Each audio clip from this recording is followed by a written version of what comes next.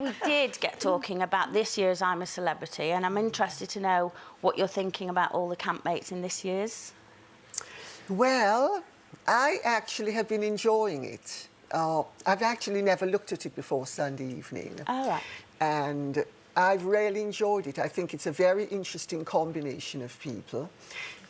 I think they all get along very well. They all seem to be really getting on, like genuinely. But I think that always happens at first, doesn't it? It's when they start getting hungry. That's when the new people coming in tonight, isn't there? I think that'll change it. And also, I think when one of them realises who has ambitions to win, that they're not going to win, that maybe someone else is going to win. I think that, don't you think? That's when it stirs things up. That's when the backbiting starts. Because obviously, Linda, you've been in it as well. Yeah. Can you tell when, like, when you first go in, obviously everyone's really friendly, and then can you sense a moment when it starts to turn? You can. I think it's when people are getting called to the diary room a lot. Not the diary room. The Bush Telegraph. The Bush Telegraph. But when people are getting called to the Bush Telegraph, you know that there's a lot going on with them, because obviously the year I was on, Helen Flanagan did 7 trials, and so she was being called to the Bush Telegraph all the time. So you knew that there was a lot going on with Helen.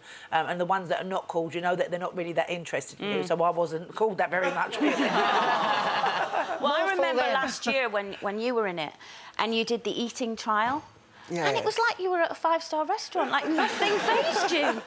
Well, first of all, I was not going to give anybody the satisfaction of seeing me daunted. That was the first thing.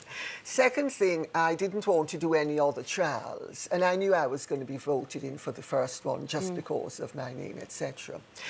And so I thought I could make it as uninteresting as possible. Look at you there. Yeah, I could... Was that the testicle?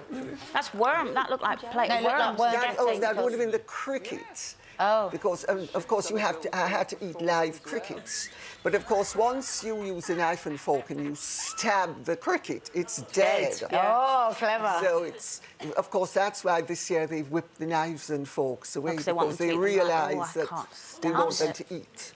I mean, I don't know a lot about testicles, but I'm sure that was a testicle. I'm sure that was a testicle I just saw there. What did that taste like? The testicles were absolutely delicious. Oh, well. In fact, I asked Ant and Dec to send the rest of them to the camp. What did they taste like? It tastes like... I've never tasted one myself. rather bland goose foie gras. Well, it's funny, actually, you should say that, because Carol Vorderman did the eating one last night, and she said exactly the same thing. When they said, what's it taste like, she went, oh, they're quite nice, actually. Delicious. Because they're cooked as well, aren't they? Oh, yes. So they're cooked. Yes. They're not actually raw. Well, I think raw testicles would be... For more Loose Women action, click here. And I'd subscribe if I were you. It's totally free, and it means you'll be kept up to date with new videos and exclusive YouTube content.